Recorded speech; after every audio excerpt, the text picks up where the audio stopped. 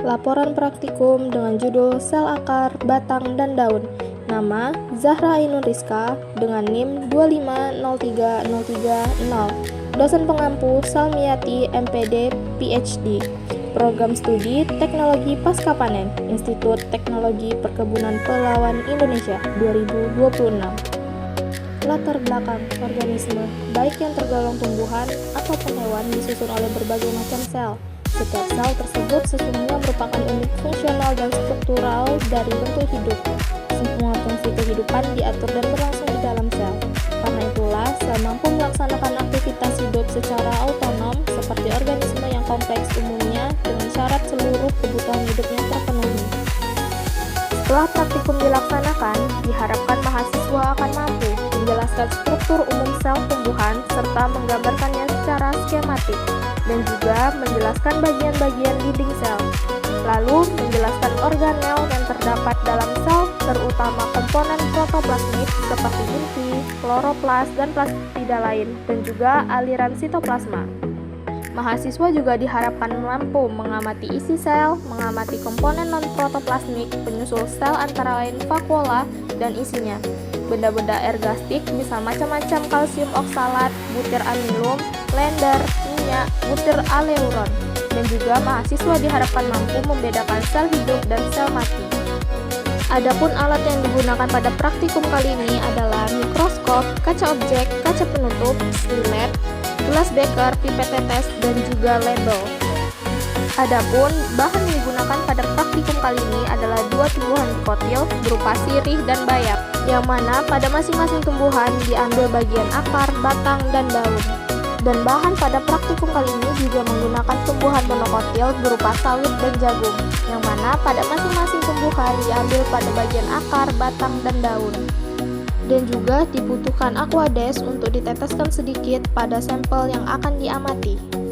Cara kerja pada praktikum kali ini yang pertama, siapkan alat dan bahannya. Kemudian bersihkan alat yang digunakan seperti mikroskop cahaya, silet, gelas beker, pipet, serta kaca objek dan cover glass.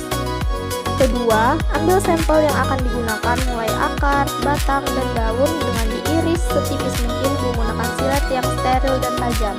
Ketiga, letakkan sampel di atas kaca objek, lalu berikan sedikit air dengan pipet tetes dan tutup dengan cover glass.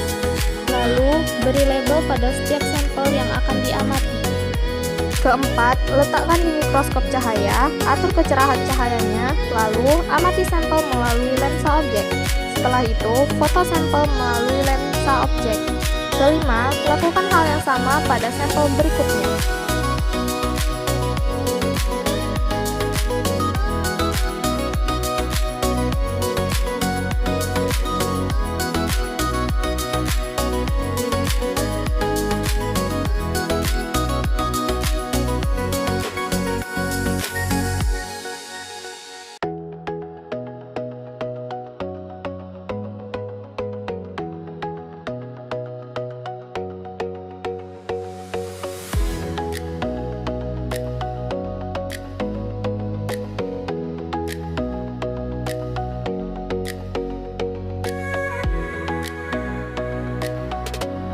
Dapat dilihat pada hasil praktikum kali ini, sel-sel tumbuhan monokotil dan dikotil. Sel tumbuhan dikotil berupa akar sirih, batang sirih, daun sirih, dan juga akar bayam, batang bayam, dan daun bayam. Sedangkan sel monokotil terdapat pada akar sawit, batang sawit, daun sawit, dan juga akar jagung, batang jagung, dan daun jagung. Pembahasan sirih. Tanaman sirih atau piper beetle termasuk kelompok dikotil yang menunjukkan struktur anatomi lebih kompleks. Pada akar sirih, jaringan yang menyusun relatif sama yaitu epidermis, korteks, endodermis, dan stele. Tetapi perkembangan jaringan pengangkut lebih terorganisasi.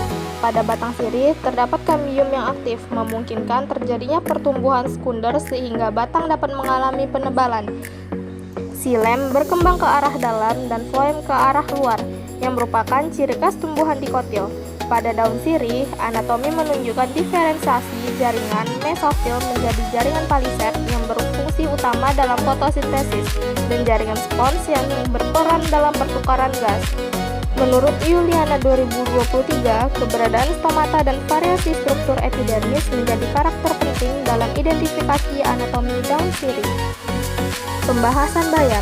Bayam termasuk tumbuhan dikotil yang memiliki akar tunggang dengan sistem jaringan yang terdiri atas epidermis, korteks, endodermis, dan silinder pusat dengan silen terletak di bagian tengah. Batang bayam memiliki kambium meskipun aktivitasnya terbatas, sehingga tetap memungkinkan pertumbuhan sekunder dalam skala kecil. Berkas pembuluh tersusun melingkar yang merupakan ciri khas dikotil. Pada daun bayam, mesofil terdiferensiasi menjadi jaringan palisade dan spons. Namun yang menarik adalah bayam memiliki anatomi krans seperti jagung, sehingga termasuk tumbuhan C4. Hal ini menunjukkan bahwa tidak semua tumbuhan dikotil memiliki jalur fotosintesis citoid, melainkan beberapa telah beradaptasi menjadi C4 untuk meningkatkan efisiensi fotosintesis, menurut Jurnal Pendidikan Biologi 2022. Pembahasan sawit. Pada tumbuhan kelapa sawit yang struktur anatomi akarnya menunjukkan tipe akar sabut dengan lapisan epidermis sehingga pelindung sekaligus penyerap air dan mineral dari tanah. Di bawah epidermis terdapat korteks yang tersusun dari sel-sel parenkim sehingga tempat penyimpanan cadangan makanan. Kemudian endodermis yang memiliki pita Kaspari untuk mengatur aliran air, serta silinder pusat yang terdiri dari jaringan pengangkut silam dan floem yang tersusun secara radial.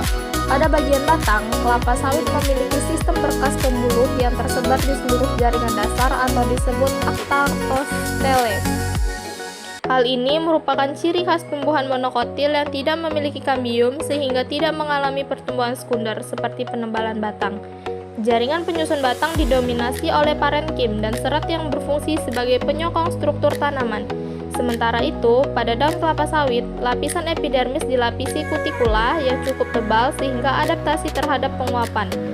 Menurut Ansarudin et al. 2022, jaringan mesofil tidak terdiferensiasi secara jelas menjadi palisade dan spons, melainkan tersusun homogen, serta berkas pembuluh dilindungi oleh selendang pembuluh yang berperan dalam transportasi zat. Pembahasan jagung. Tanaman jagung sebagai tumbuhan monokotil juga memiliki akar serabut dengan susunan jaringan epidermis, korteks, endodermis, dan silinder pusat yang serupa dengan kelapa sawit. Namun, jagung memiliki kemampuan adaptasi yang tinggi terhadap kondisi lingkungan kering. Pada batang jagung, berkas pembuluh tersebar tanpa adanya kambium sehingga tidak terjadi pertumbuhan sekunder. Keunikan utama terdapat pada daun jagung yang memiliki anatomi krans, yaitu adanya susunan sel mesofil yang mengelilingi selendang pembuluh. Struktur ini merupakan ciri khas tumbuhan C4 yang memungkinkan proses fotosintesis berlangsung lebih efisien terutama pada kondisi intensitas cahaya tinggi dan suhu panas. Menurut Ansarudin et al. 2022, susunan stomata yang sejajar juga mendukung efisiensi pertukaran gas. Kesimpulan pada praktikum kali ini adalah, secara keseluruhan, perbedaan anatomi sel dan jaringan pada keempat tanaman ini menunjukkan adanya hubungan erat antara struktur dan fungsi. Tumbuhan monokotil seperti kelapa sawit dan jagung cenderung memiliki struktur yang lebih sederhana, tanpa kambium dan berkas pembuluh tersebar. Sedangkan tumbuhan dikotil seperti sirih dan bayam memiliki struktur lebih kompleks dengan adanya kambium dan diferensiasi jaringan yang lebih jelas. Selain itu, adaptasi fisiologi antara anatomi krans pada jagung dan bayam menunjukkan bagaimana struktur sel dapat mendukung efisiensi fotosintesis dalam kondisi lingkungan tertentu. Berikut daftar pustaka dari sitasi yang dicantumkan.